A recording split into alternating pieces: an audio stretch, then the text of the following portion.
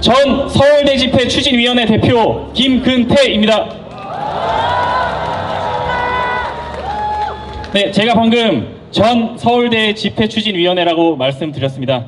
아시는 분도 계시겠지만 오늘 집회로 서울대 집회 추진위원회는 공정추진위원회로 새로운 출발을 하고자 합니다.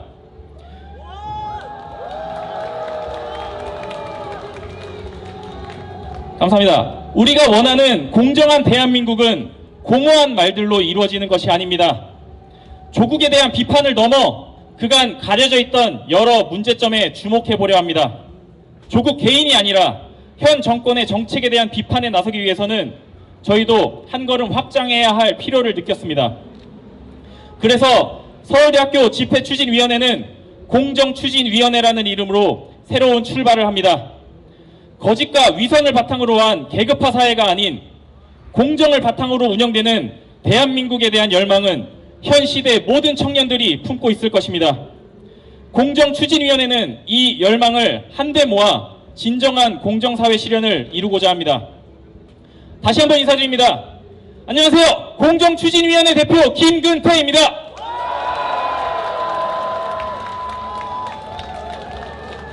네, 오늘 우리가 원하는 공정한 대한민국 광화문 집회는 공정추진위원회 설립 후 첫 활동입니다.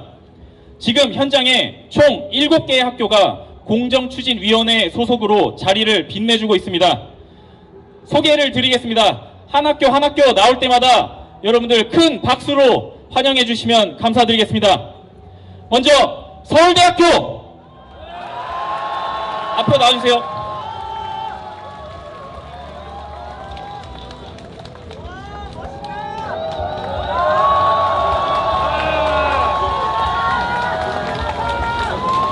고려대학교,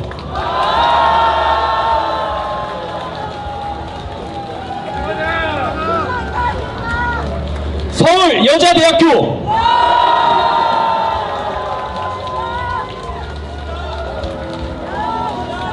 아주대학교,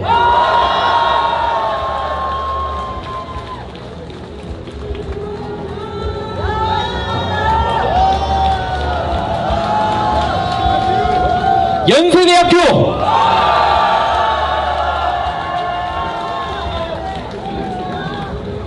영남대학교,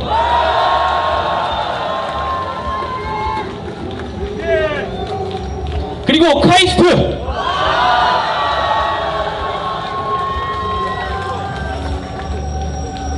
네, 다시 한번 큰 박수 부탁드립니다.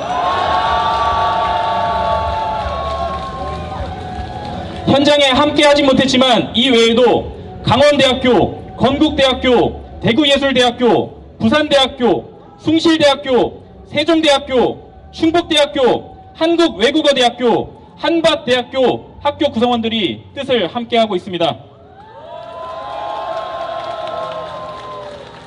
저희 공정추진위원회는 오늘 우리들이 원하는 공정한 대한민국 집회를 통해 공정과 정의와 상식이 거꾸로 뒤집힌 사회를 바로잡는 첫걸음을 떼려 합니다. 그리고 앞으로 더 많은 대학, 더 많은 청년, 더 많은 국민들이 공정한 사회를 위해 모이는 구심점이 되고자 합니다.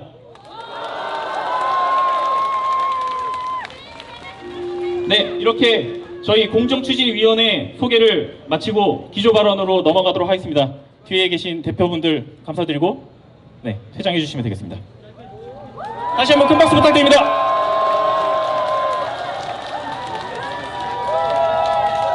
대한민국 희망이다. 화이팅!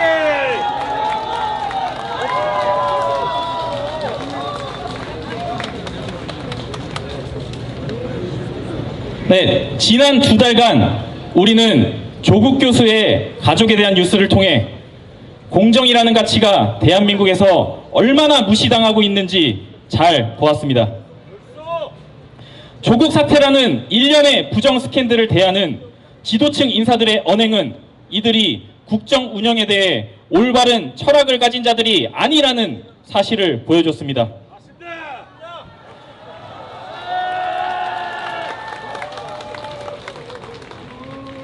그리고 이 사실이 대한민국의 모든 분야에서 나타나는 문제들의 핵심 원인이라고 저희들은 생각합니다. 우리는 이제 진영을 넘어 국가를 운영하는 자들에게 올바른 사명과 철학을 강력하게 요구해야 합니다. 그 첫걸음이 공정이라는 가치의 회복이 될 것입니다.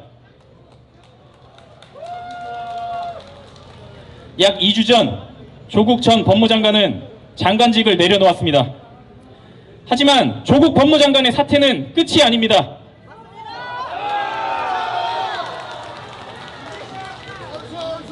국민 여러분이 느낀 분노의 근원인 부당함, 몰상식, 비양심 등에 대한 책임 있는 조치가 있었습니까?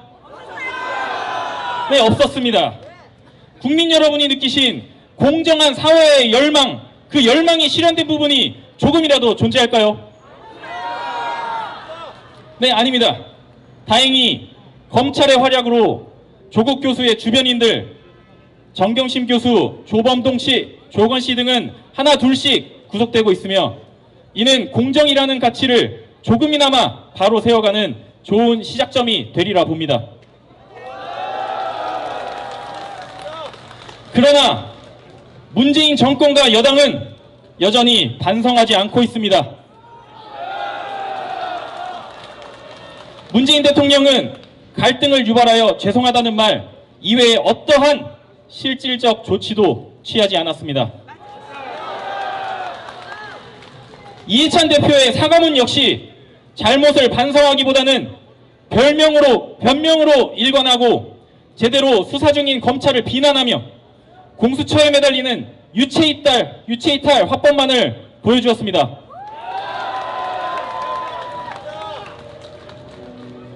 그간 여당 의원들이 행한 조로남불을 비롯한 눈살을 찌푸리게 하는 조국 수호에 대한 진솔한 사과는 존재하지 않고 공수처에 대한 비판의 목소리 역시 계속 무시하고 있습니다.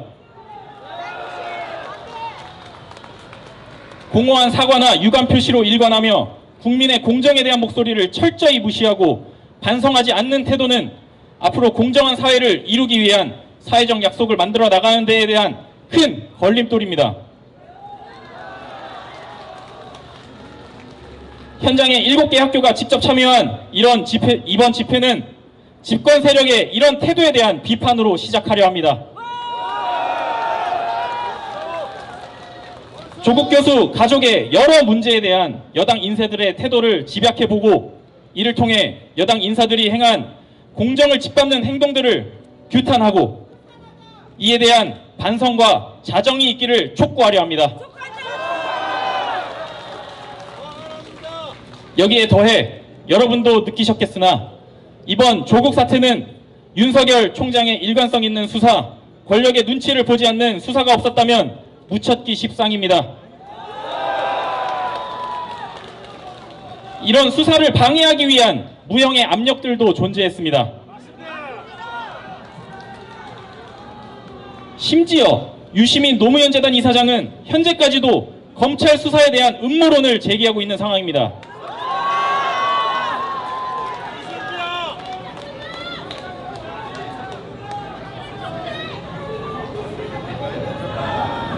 네, 감사합니다. 네, 이어가겠습니다. 검찰의 수사 독립을 침해하려는 행위가 없었다고 하기 힘든 상황입니다. 이런 상황에서 여당은 무형의 압력으로는 부족했는지 공수처라는 새로운 사정기관을 만들어 법원과 검찰을 사실상 사찰하려 합니다.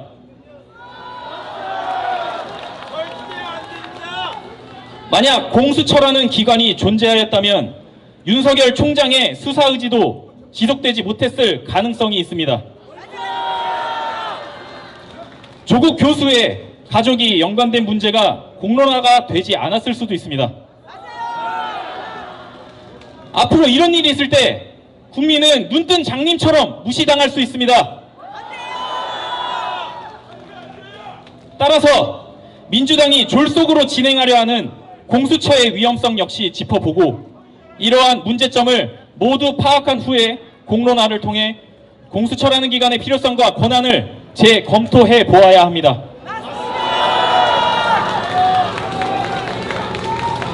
네, 이제 여당 인사들의 추태와 공수처의 문제점에 대해 간단히 소개하는 시간을 갖도록 하겠습니다.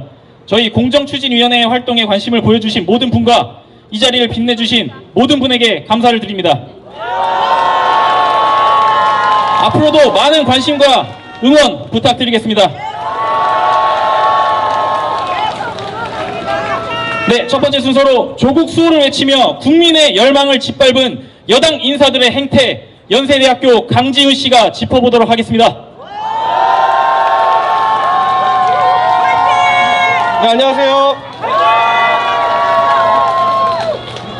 네, 잠깐 우리 준비하는 동안에 구호 한번 외쳐보도록 하겠습니다. 우리 금태 씨가 한번 구호를. 네, 구호 외치고 가겠습니다. 중국몽 따라쟁이 공수처는 꼼수처. 누굴 위한 정부인가? 우리도 국민이다. 이것이 정의인가? 대답하라 문재인. 네, 감사합니다. 다시 강지훈 씨에게 마이크를 넘기도록 하겠습니다. 네. 저희가 오늘 그러면 조국과 민주당 그리고 그들이 어떻게 내로남불을 보여줬는지에 대해서 한번 다 같이 알아보도록 하고, 우리가 자꾸 반복하지 않으면 까먹어요. 공부를 잘하기 위해서는 반복 학습이 필수입니다. 네, 우리가 다시 한번 짚어보면서 이 사태를 복습해 보도록 하겠습니다. 우리가 이 광장으로 나온 이유는 각자의 신념이 있기 때문이라고 저는 생각을 합니다. 저도 이번 집회를 준비하면서, 그리고 제가 이 어떤 이유로 이 광화문 광장에 나오게 됐는지, 이번 집회에 어떻게 참여하게 됐는지 되돌아봤습니다. 제가 광장으로 첫 번째로 나오게 된 그 이유는 우리 청년들의 시대 정신인 공정과 정의가 무너졌기 때문입니다. 우리가 오랜 기간 동안 많은 이유로 이 광화문 광장에 나왔습니다. 그 광화문 광장에 나온 이유는 우리 청년들이 바라봤을 때 공정과 정의가 무너지는 사회였기 때문입니다. 우리가 오랜 기간 동안 그런 문제들에 분노하고 또 분노했던 기억이 있습니다. 그런데 이 문재인 정권이 들어선 이후에 새로운 날이 찾아올 줄만 알았음에도 불구하고 지금의 대한민국은 전혀 바뀐 것 없이 우리에게 공정과 정의의 박탈감만 안기고 있습니다. 그래서 우리 청년들은 시대 정신인 공정과 정의를 다시 실현시킬 수 있는 기회를 정치권들에게 주고자 이 광화문 광장으로 다시 한번 나왔습니다. 제가 그리고 또 다른 이 광화문 광장에 나온 이유는 자유를 뺏길까 두려워서였습니다. 조국 전 법무부 장관은 산호맹 출신 인사입니다. 그는 자신이 그런 행위를 했던 것 자체에 대해서 부끄럽지 않고 자랑스럽다라고 이야기를 했습니다. 청와대에서는 조국 법무부 장관 이외에도 사회주의자라는 질문에 정확한 답변을 하지 못하는 사람들이 있습니다. 우리의 선조들이 일궈온 이 자유, 그리고 우리가 이렇게 자유롭게 목소리를 낼 수 있는 그 힘을 저는 잃을까 두렵습니다. 그래서 저는 그 자유를 빼앗기지 않고자 이 광화문 광장에 나온 것입니다. 안타깝게도 조국이 사퇴하고 그 자유를 이제 더 이상 빼앗기지 않을 것이라고 생각하는 사람들이 있습니다. 그런데 저는 조국으로 끝난 것이 아니라 이제는 그 서막이 열렸다고 생각합니다. 현 정권 유지를 위해서 독립되어야 하는 그 검찰을 견제하려고 자유를 흔드는 공수처를 만들려고 저들은 하고 있습니다. 그들은 사회주의라는 사상을 아직 버리지 못한 것으로 보입니다. 검찰개혁이 필요할 수는 있습니다. 그러나 공수처는 검찰개혁의 일원이 아닙니다. 자유를 빼앗고 권력을 세습하는 일원입니다. 그런 악법기관이라는 사실을 우리는 기억해야 합니다. 우리가 속아서는 안 됩니다. 그래서 오늘 집회를 시작으로 이제 조국 사태가 벌어지고 이에 대해서 오갔던 그 여당 인사들의, 특히 민주당 인사들의 몇 가지 발언을 한번 재조명해 보도록 하겠습니다. 얼마 전 보도에 따르면 조국 전 법무부 장관의 동생이 구속영장이 이제 두 번째 청구 끝에 발부되었고, 또 조 전 장관의 아내가 이제 정경심 교수의 구속기한 역시 연장되었습니다. 박수 한번 치겠습니다. 네. 자, 그래서 이제 표창장 위조, 장학금 논란, 유급 면제, 그리고 공동학원이나 사모펀드와 관련된 금융비리까지 이제 그 의혹이 드디어 우리 눈앞에 사실로 밝혀지든지, 아니면 자기들이 얘기했던 것처럼 그게 누명이었다면 정확하게 밝혀지겠죠. 우리는 이제 그것이 밝혀질 날을 기대할 뿐입니다. 네, 그래서 그 검찰의 창은 조 전 장관을 향하고 있습니다. 조국이 구속될 날이 얼마 안 남았다고 생각합니다. 하지만 앞서 김근태 씨가 말씀하셨듯 조국 사태는 단순히 조국 가족에게 국한된 문제가 아닙니다. 조국 일가를 옹호하기 위해 온갖 무논리와 궤변으로 다양한 정치권 인사들의 모습이 수면 위로 드러났습니다. 최근만 해도 유시민 씨는 본인 유튜브 채널 알릴레오에서 검찰의 조 전 장관 내사 가능성을 정확한 증거 하나 없이 단순히 제기만 하셨습니다. 이 부분은 민주당 의원도 인정했습니다. 이처럼 조국을 옹호하는 많은 인사들의 주장에는 논리를 전혀 찾아볼 수 없습니다.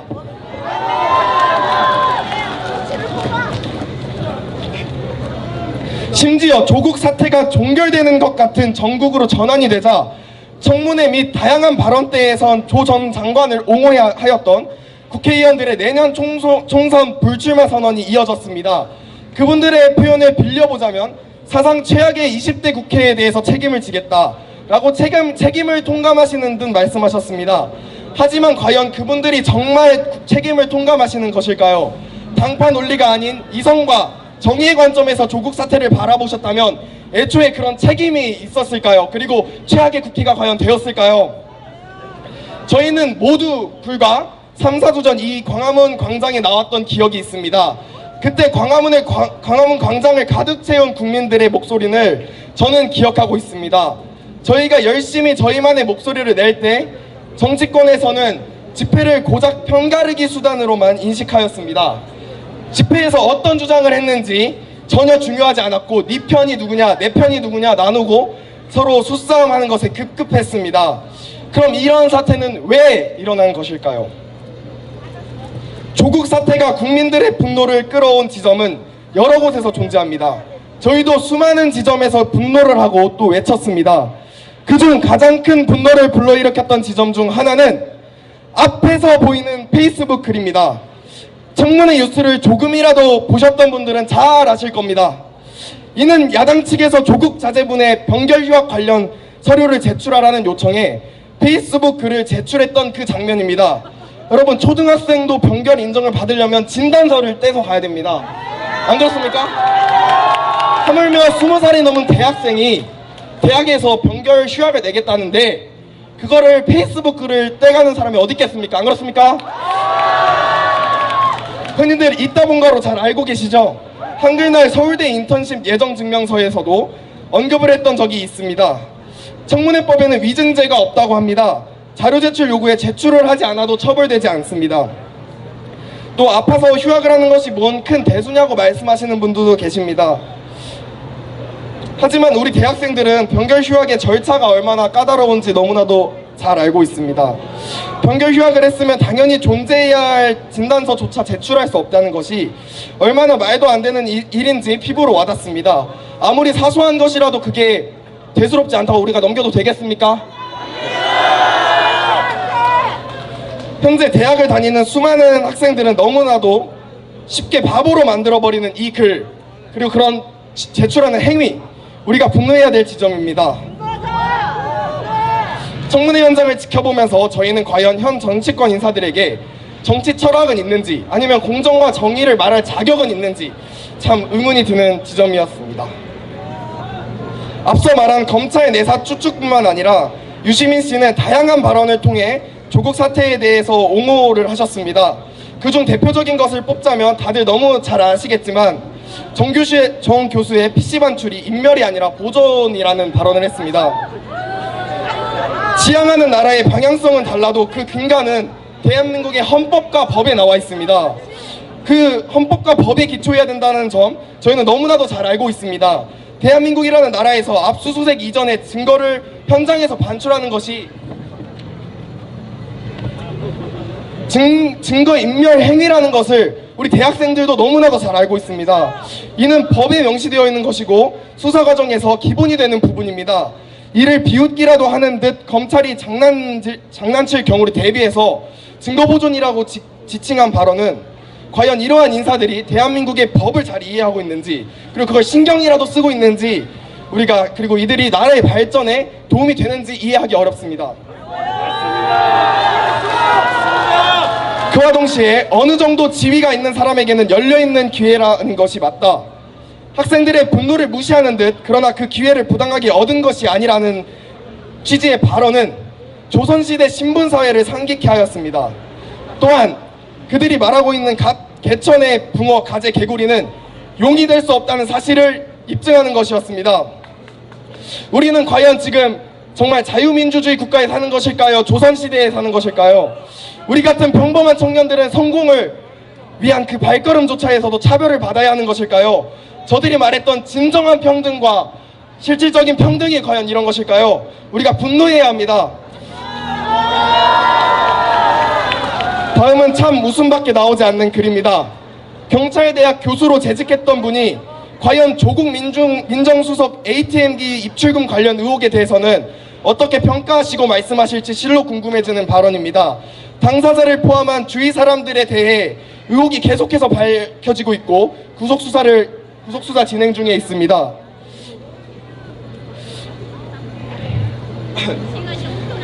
그런 상황에서 과연 지금도 표창원 의원님께서는 의혹이 없다고 단언하실 수 있을 것일까요?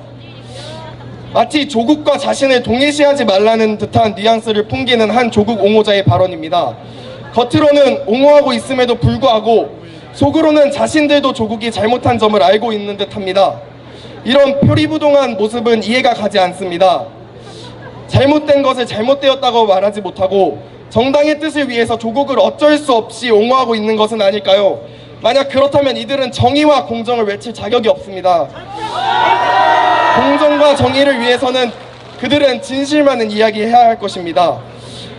공정과 정의를 위해서 공수처를 설치해야 한다는 주장은 이처럼 어떠한 정치 철학도 없고 나라를 위하는지도 알 수 없습니다.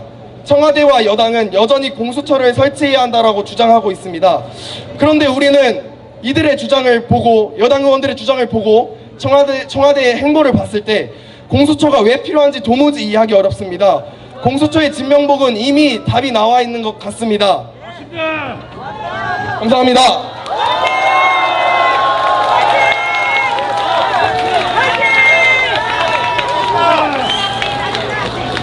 네, 연세대학교 강지윤 씨의 가슴 뜨거워지는 발표였습니다. 많은 큰 박수 다시 한번 부탁드리겠습니다.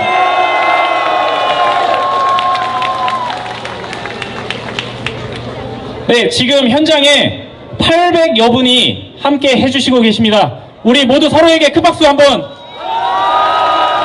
치겠습니다.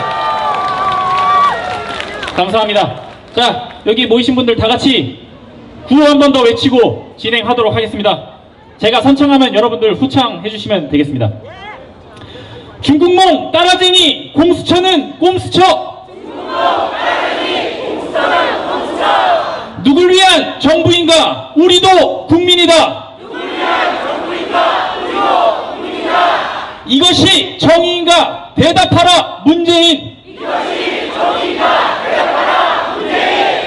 네, 감사합니다. 네, 뒤쪽에 계신 분들, 뒤에 많은 분들이 계시다면은 조금 앉아서 뒤에 분들도 보실 수 있게끔 협조해 주시면 감사드리겠습니다. 800명 아니다. 1800명이다.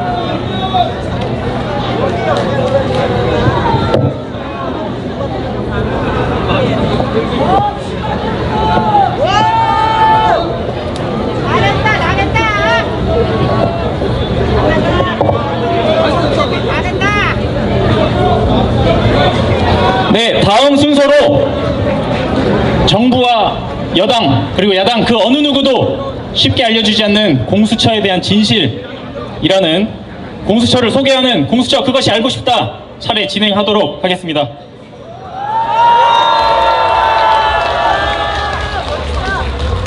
네, 여러분, 엊그제 리얼미터에서 이런 여론조사가 나왔습니다. 고위공직자 비리수사처 설치에 대해 찬성 비율이 무려 60%가 넘었습니다.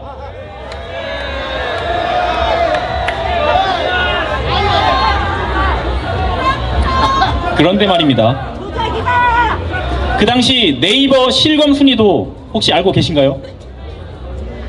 공수처 뉴스가 나올 때마다 공수처라는 단어가 실검 상위에 오르더군요. 이는 공수처라는 것에 대해 잘 알지 못하는 사람들이 많다는 것입니다. 찬성과 반대, 어떤 의견이 되었든 일단 어느 정도 아는 상황에서 의견을 내야 할 것입니다. 그래서 우리 함께 알아보는 시간을 갖도록 하겠습니다.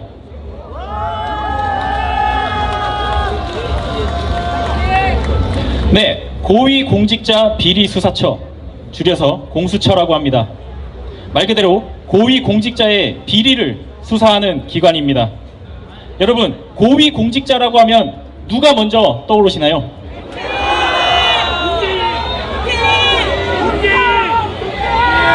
네, 그렇습니다.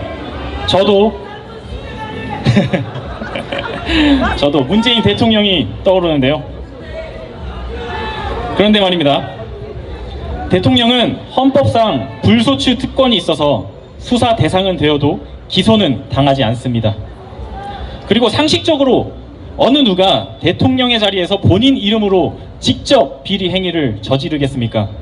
가족이나 주변 사람들의 이름으로 하지 않을까요? 하지만 이들 역시 공수처의 수사 대상이 되지 않습니다. 원래는 가족도 수사 대상에 있었는데 누구의 입김이 작용한 것인지 빠지게 되었습니다. 여러분, 대부분 우리가 분노하는 부정부패는 살아있는 권력을 가진 곳에서 나오지 않습니까?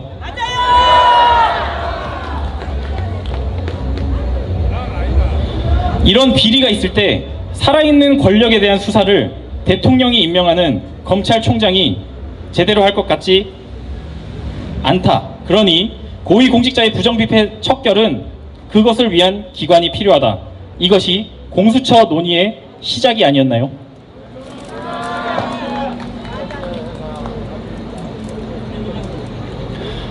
그런데 뚜껑을 열어보니 정작 필요한 부분은 빠져 있는 겁니다. 마치 팥 없는 팥빵, 정의 없는 정의당, 민주 없는 민주당처럼 말입니다. 필요한 부분만 쏙 빠져 있습니다. 이런 상황인데도 부정부패 척결을 위한 유일한 답이 공수처라고 외치는 청와대와 민주당이 있습니다. 이미 가장 필요한 부분이 빠진 현재의 공수처법이 답이 될 수 있다고 생각하십니까? 네, 저도 아니라고 생각합니다. 그냥 아닌 정도가 아니라 알아보면 알아볼수록 이상한 점이 한두 가지가 아닙니다. 공수처를 설치해야 한다는 그들의 주장이 진실일까요? 아니면 공수처는 장기 집권을 위한 도구이다라고 주장하는 반대의 목소리가 진실일까요?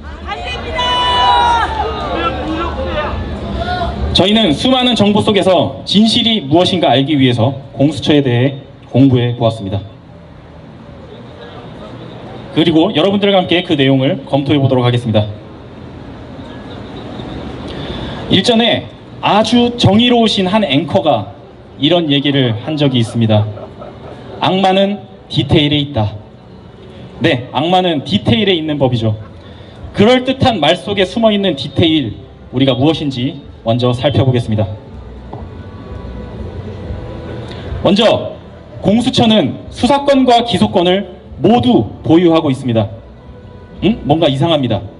애초에 검찰개혁의 명목은 글로벌 스탠다드에 따른 수사권과 기소권의 분리 아니었나요? 개혁을 위해 공수처를 만들면 이제 공수처 개혁을 위해 또 뭔가를 만들어야 하는 건가요? 그리고 두 번째, 공수처는 수사 과정에서 우월적 지위를 갖습니다. 공수처는 배타적 관할권에 의해 일방적 판단으로 타 기관에서 수사하는 사건에 이첩이 가능합니다. 즉, 맘대로 자기들이 담당하겠다고 사건을 뺏어올 수 있다는 것이죠. 심지어 이렇게 빼앗아온 이후 시간을 질질 끌어도 이의 제기가 불가능합니다. 그리고 셋째로, 공수처가 기소할 수 있는 기소 대상은 법원, 검찰, 경찰뿐입니다. 대통령, 국회의원 등에 대해서는 수사를 할 수 있지만 기소를 하는 것은 불가능합니다. 그렇다면 애초에 공수처가 존재해야 할 이유가 무엇인가요? 비리는 법원, 검찰, 경찰만 저지르는 것인가요? 자, 여기까지 봤을 때 여러분은 어떤 생각이 드시나요? 공수처라는 기관이 정말 말 그대로 고위공직자의 범죄 수사와 검찰 견제를 위한 기관인 것인지, 아니면 고위공직자의 범죄를 비호하고 검찰을 장악하고자 하는 권력기관인지 여러분들은 어떻게 생각하십니까? 네, 다음으로 공수처가 설치된다면 그 공수처를 과연 누가 지휘하게 될지에 대해서 알아보겠습니다. 당연히 공수처와 같은 비리감찰기관의 장이라면 독립적이고 중립적 위치에 서서 공명정대한 수사를 할 수 있는 사람이 되어야 할 것입니다. 현재 한국에 공수처가 생긴다면 공수처장은 7명으로 구성된 공수처장 추천위원회에서 6명이 동의해야만 후보자가 될 수 있습니다. 7명 중 6명입니다. 심지어 야당 추천위원회 동의가 없다면 공수처장의 후보가 될 수 없다고 하니 얼핏 보기에 매우 공정해 보이지 않나요?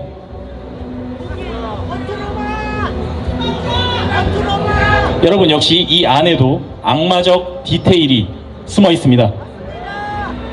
7명의 위원회 중 과반수 이상에게 대통령의 입김이 작용할 수 있다면 과연 공정하고 중립적인 공수처장 임명이 가능할까요? 하나씩 알아보겠습니다. 7명에 속해 있는 법무부 장관, 법원 행정처장은 대통령이 임명하거나 대통령이 임명한 대법원장이 임명합니다. 그리고 여당 추천 인사 2명, 대통령의 뜻을 반영하지 않을까요? 그리고 야당 추천 인사 2명, 이 2명이 정말 여당의 의도를 견제할 수 있을까요? 여당은 늘 한 개이지만 야당은 늘 2개 이상의 정당이 속합니다. 여당 이중대도 야당은 야당인 법이죠. 나중에 다시 말씀드릴 기회가 있겠지만 여기서 선거법 개정이라는 꼼수가 나오게 되는 것입니다. 선거법 개혁으로 야당 추천 2명 중 1명은 예를 들면 우리의 불의당이 추천 가능하게 되는 것입니다. 즉 여당은 대한변호사협회 회장만 잘 구워 삶으면 원하는 공수처장 후보를 정할 수 있게 됩니다. 그리고 우리는 이미 숱하게 봐왔습니다. 여러 공직의 후보자들의 청문회가 아무 의미 없다는 것을. 모릅니다. 알지 못합니다. 모르쇠로 일관하며 말장난으로 청문회를 버텨내기만 하면 대통령이 공수처장을 임명할 수 있습니다. 과연 이런 식으로 임명된 공수처장이 대통령의 입김으로부터 공정하고 중립적일 수 있을까요?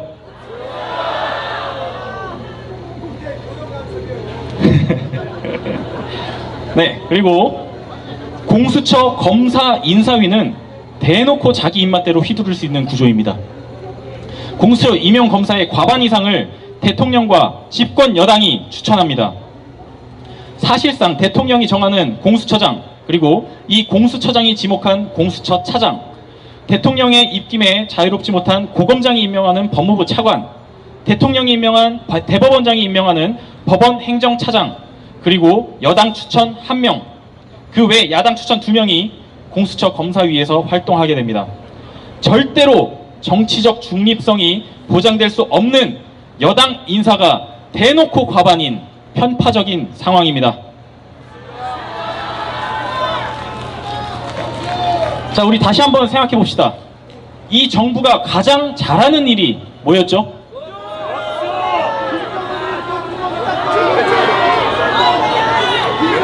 네, 맞습니다. 이 정부가 가장 잘하는 일은 쇼입니다.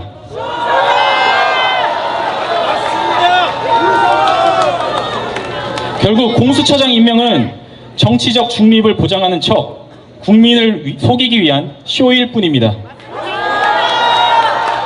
쇼미더 뷔페 예능 한 편 찍는 겁니다. 전혀 공정하지도 않고 중립적이지도 않습니다. 공수처장 임명이 쇼라는 증거는 수사를 진행할 실무자들의 구성에서 적나라하게 드러납니다. 저는 긍정적 마인드를 중요하게 생각하는 사람이라 그래도 대통령이 중립적으로 정당하게 임명한다고 생각해 볼까 싶긴 한데, 근데 여러분도 보셨죠? 범죄 피의자 조국이 법무부 장관으로 임명되는 것.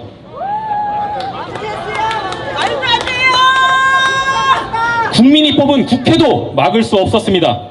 오히려 여당의 국회의원들은 국민의 뜻보다 대통령의 뜻대로 움직이며 눈물의 쉴드를 쳤습니다.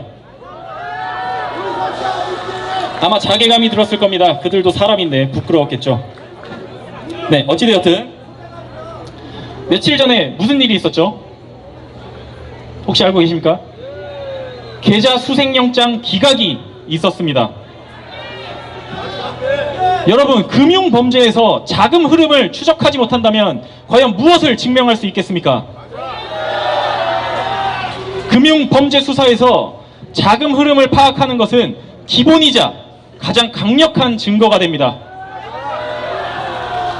그 기초를 조사하기 위한 영장을 기각한 것입니다. 여러분, 이 정권이 초기에 들어설 때 가장 목청 높였던 것은 무엇이었나요? 네. 그것 중에 하나는 사법개혁이었습니다. 처음엔 검찰개혁이 아니었습니다. 사법개혁이었습니다. 그 결과가 어떻습니까? 영장 기각입니다. 조국의 아내 정경심 공개 소환도 하지 못했습니다. 역시나 말은 좋습니다. 피의자 인권 보호. 피의자 인권 보호를 명목으로 공개 소환하지 않는 첫 사례입니다. 그런데 왜 법무부 장관 부인이 그 피의자 인권 보호의 첫 사례가 되었을까요?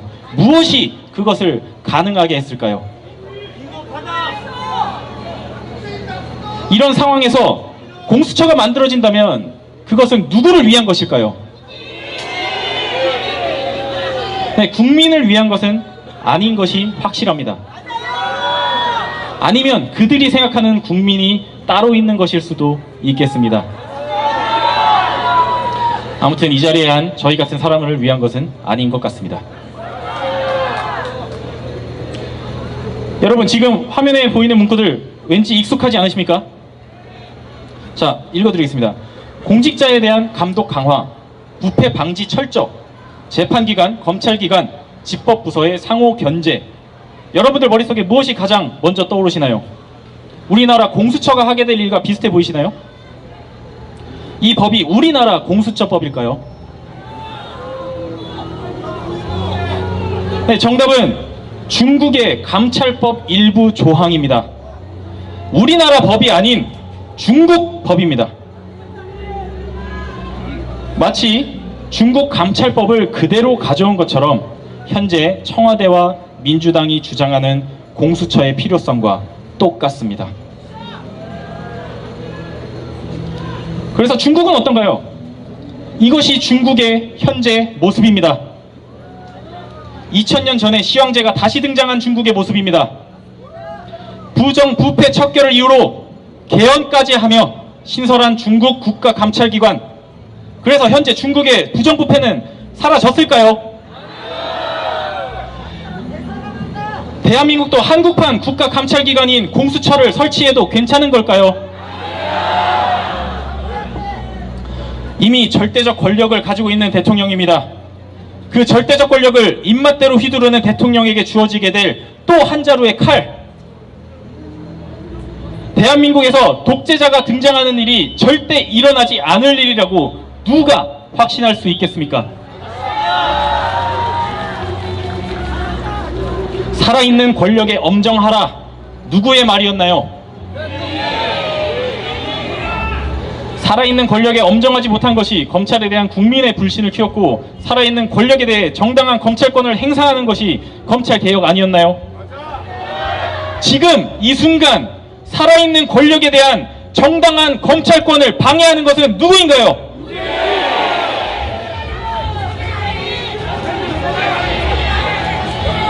그래서 다시 지금으로 돌아와 보겠습니다.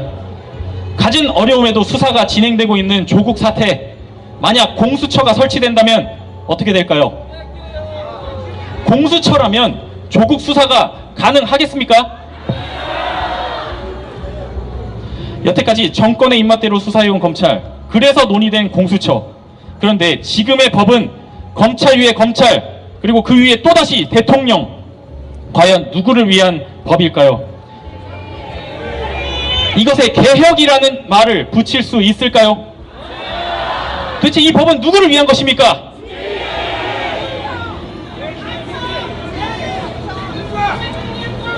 공수처는 아마도 높은 확률로 허울 좋은 명분 아래 사법부와 입법부의 고위공직자 길들이기 수단으로 전락하게 될 것입니다. 사법부와 입법부가 행정부, 대통령 입맛에 맞게 갖춰지면 어떻게 될까요? 네, 그렇습니다. 아직도 부정부패 척결을 위한 유일한 답이 공수처인가요? 여러분은 독재 정권이 이 땅 대한민국에 다시 들어서길 바라십니까? 우리는 가만히 지켜보고 있어도 되는 것일까요? 권력은 부패하는 경향이 있고 절대 권력은 절대 부패합니다. 절대 권력을 만드는 공수처 설치, 저희는 아니라고 생각합니다. 여러분들은 이에 동의하십니까? 우리 이제 더 이상 가만히 있을 수 없습니다. 우리 다 같이 구호 한번 외치겠습니다.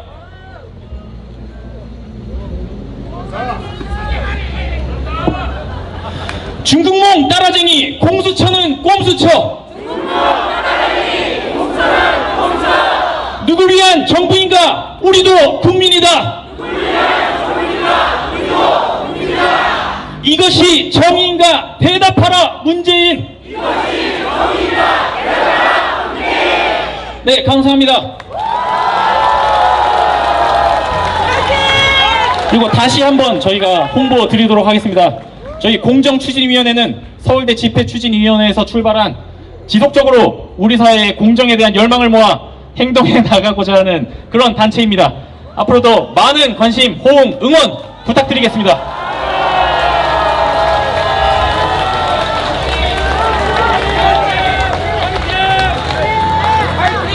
네, 그리고 저희가 하는 활동들에 대한 소식을 받아볼 수 있는 방법이 있습니다.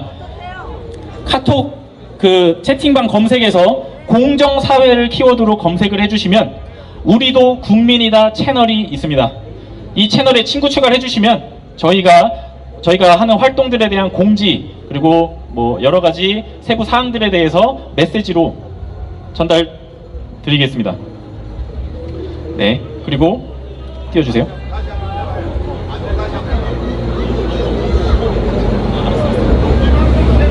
네, 다시 한번 말씀드리겠습니다.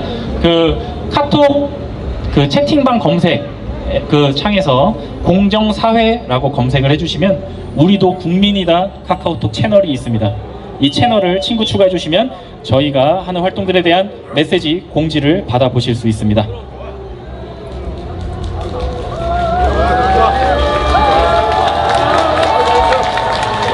네, 그리고 이제 현장에서 받아보신 분들도 계실 텐데요. 저희가 이번에 캐릭터를 하나 만들었습니다. 그래서 그 캐릭터를 소개해 드리도록 하겠습니다. 저희 캐릭터 공정이입니다. 귀엽지 않습니까? 저희가 이번에 수량이 많지는 않았지만 공정이 배지를 만들어서 여러분들에게 배포를 드렸는데요. 아직 받지 못하신 분들도 계실 겁니다. 근데 저희가 수량을 아직 그렇게 많이 준비하진 못해서 일단 오늘은 소개를 먼저 드리고 저희가 활동을 여기서 멈추는 것이 아니라 지속적으로 계속해서 여러분들 앞에 나설 테니까요. 그때도 찾아와 주셔서 저희가 내부드리는 캐릭터 배지 받아가시면 감사드리겠습니다. 그리고 현장에 와 계신 학생들의 경우 저희와 동참하고자 하는 경우에는 뒤에 있는 그 테이블에 있는 저희 집행부원에게 말씀을 해주시면은 저희와 함께 할 수 있는 그런 방안에 대해서 공지해드리도록 할 테니까요. 집회가 끝나고 뒤에 있는 저희 현장 스태프들을 찾아오시거나 아니면 저를 찾아오시면 되겠습니다. 잘한다.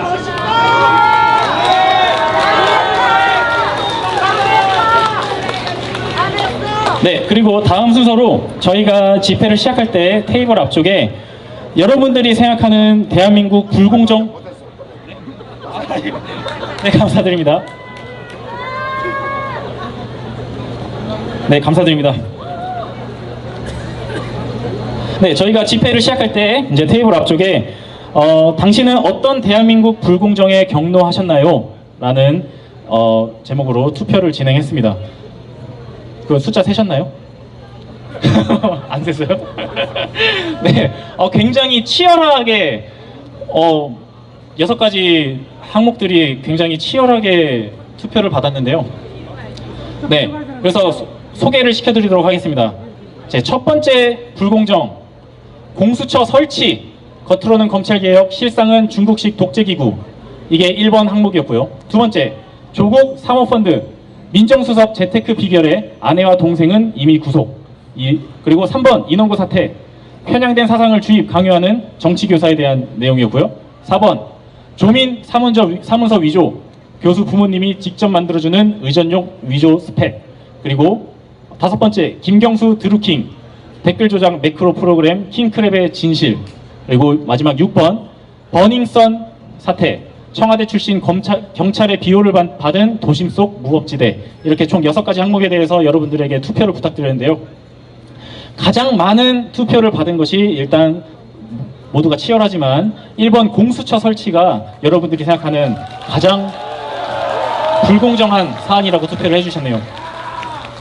그리고 그 두 번째는 조국 사모펀드 건이 2위를 차지하게 되었습니다. 네, 그리고 나머지 것들은 그에 못지않게 많은 분들이 이 사안들에 대해서 경로해 주시고 계십니다. 네, 저희가 앞으로도 활동을 지속적으로 이어갈 텐데요. 이러한 여러분들이 생각하는 대한민국 불공정에 대한 내용들을 하나하나씩 여러분들 앞에 다루는 그런 시간들을 차근차근 가져보도록 하겠습니다.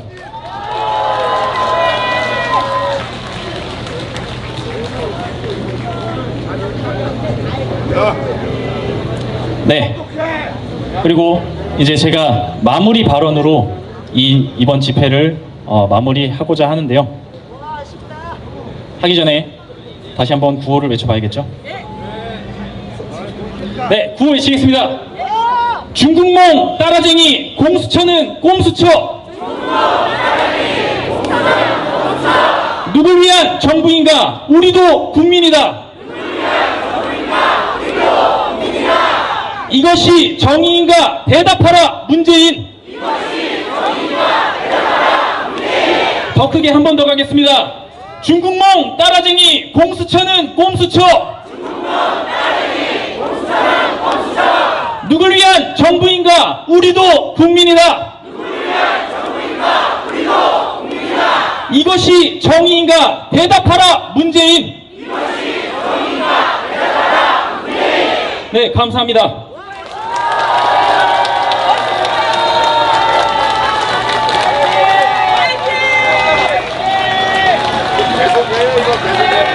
네, 감사합니다.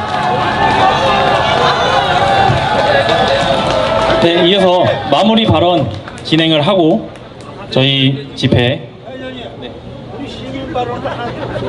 네, 오늘 같은 경우는 자유 발언은 저희가 따로 이제 순서를 준비하지 않았고요. 네, 마무리 발언 진행하도록 하겠습니다.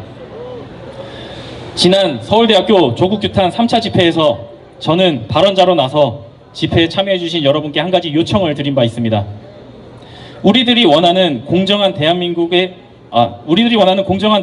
이 집회의 마무리에 그때의 발언을 통해 더 많은 분들에게 이 요청을 다시 한번 드리고 싶습니다.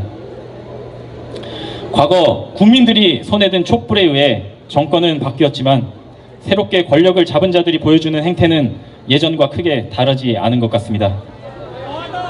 그리고 분열된 국민들이 보이는 반응 또한 진영은 바뀌었지만 크게 달라지지 않은 것 같습니다. 진영 논리에 사로잡혀 너네 편이 저지른 잘못을 비판하면서 우리 편이 저지른 똑같은 잘못은 합리화하려 합니다.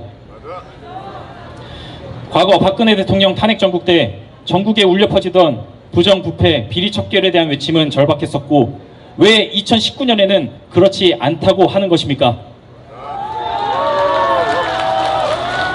왜 과거의 부정에는 민감했었고 현재의 위선에는 이토록 관대하다는 말입니까? 부정과 위선을 비판하는데 네 편, 내 편이 어디 있습니까?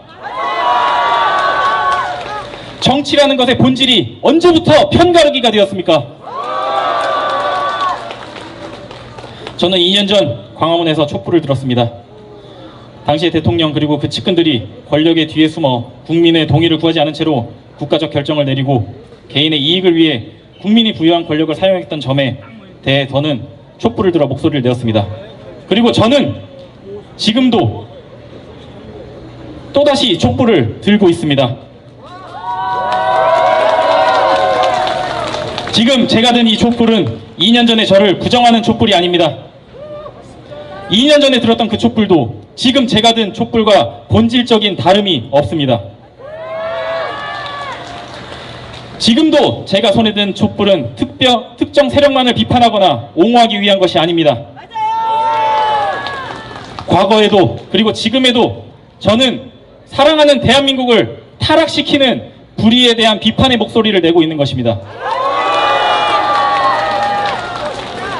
하지만 지금 우리가 손에 든 이 촛불이 특정 세력을 비판하기 위한 것이라고 밖에 받아들이지 못하는 사람들이 많이 있습니다. 2년 전에도 마찬가지로 그런 사람들이 있었습니다.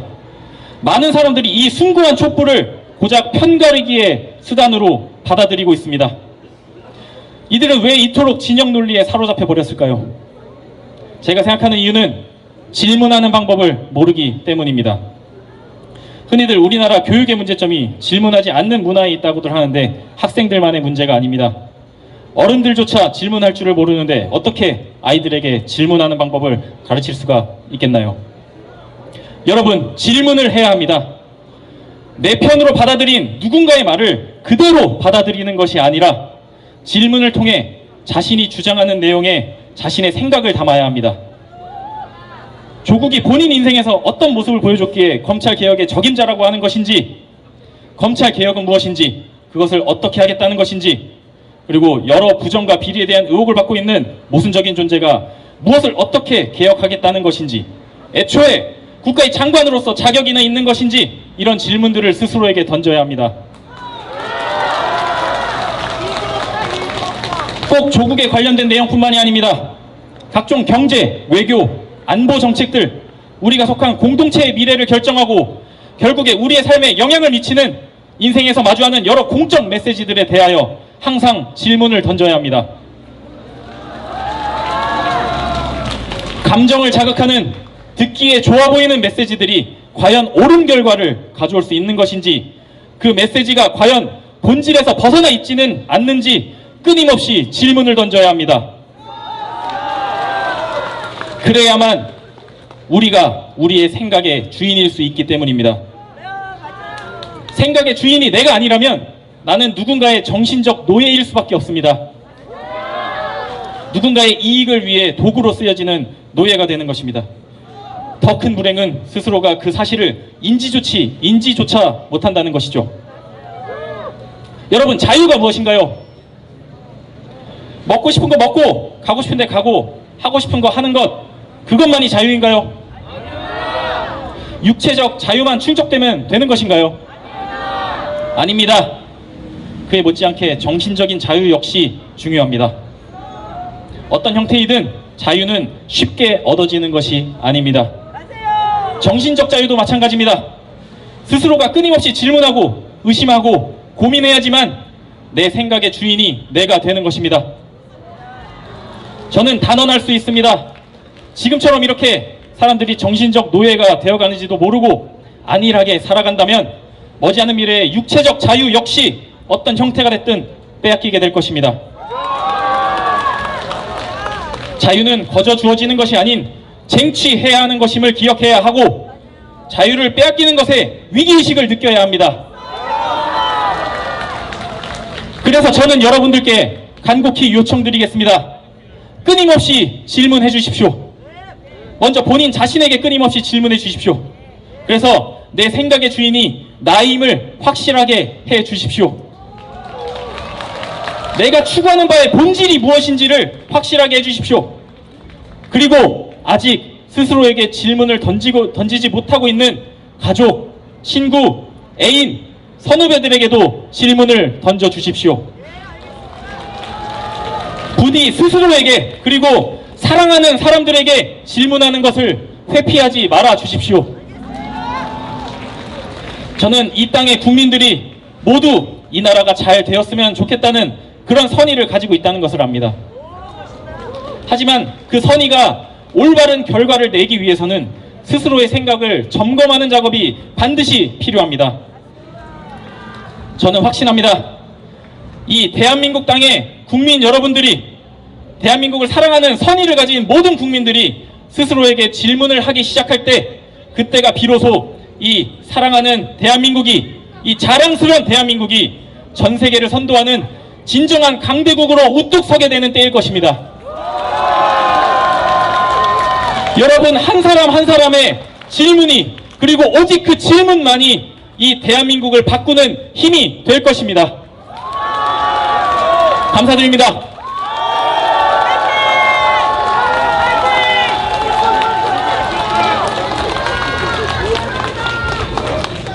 자, 저희 마지막으로 구호 한 번 더 외치도록 하겠습니다. 여러분들 피켓을 높이 들고 큰 목소리로 구호 외쳐주시길 부탁드리겠습니다. 자, 구호 외치겠습니다.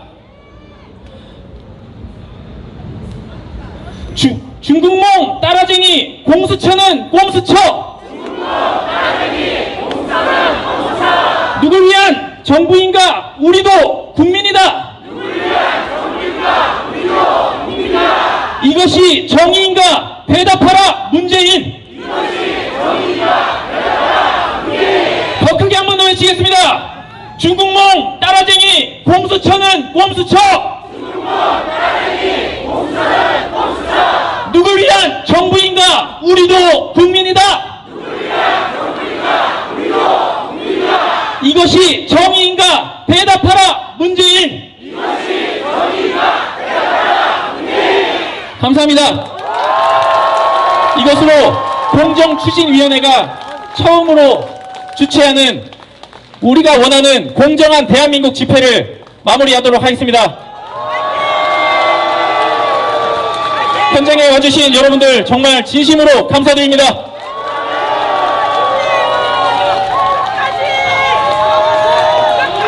네, 감사합니다.